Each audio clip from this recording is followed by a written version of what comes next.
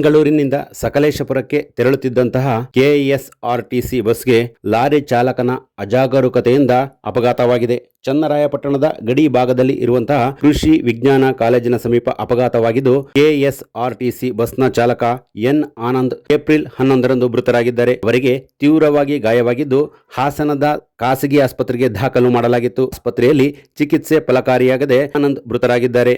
ಆನಂದ್ ಪತ್ನಿ ಹಾಗೂ ಮಗ ಹಾಗೂ ಮಗಳನ್ನು ಅಗಲಿದ್ದಾರೆ. ಇವರ ಉತ್ತರ ಕ್ರಿಯಾಧಿಕಾರ್ಯವು ಏಪ್ರಿಲ್ 22ರ ಬುಧವಾರ ನವಿಲೆ ಬೋವಿ ಕಾಲೋನಿಯಲ್ಲಿ ನಡೆಯಲಿದೆ ಎಂದು ಮೃತರ ಸಹೋದರ ಮಲ್ಲೇಶ್ ವಿಎನ್ ಹಾಗೂ ರಾಮಲಿಂಗ ಎನ್ ಮಾಧ್ಯಮಕ್ಕೆ ಮಾಹಿತಿ ನೀಡಿದ್ದಾರೆ. ಕೆಎಸ್ಆರ್ಟಿಸಿ ಸಕಲೇಶಪುರ ಘಟಕದ ಆನಂದನ ಸ್ನೇಹಿತರು, ಅಧಿಕಾರಿಗಳು, ವೃತ್ತಿ ಬಾಂಧವರು ಈ ಕಾರ್ಯಕ್ರಮದಲ್ಲಿ ಪಾಲ್ಗೊಳ್ಳುವಂತೆ ಮನವಿ ಮಾಡಿದ್ದಾರೆ.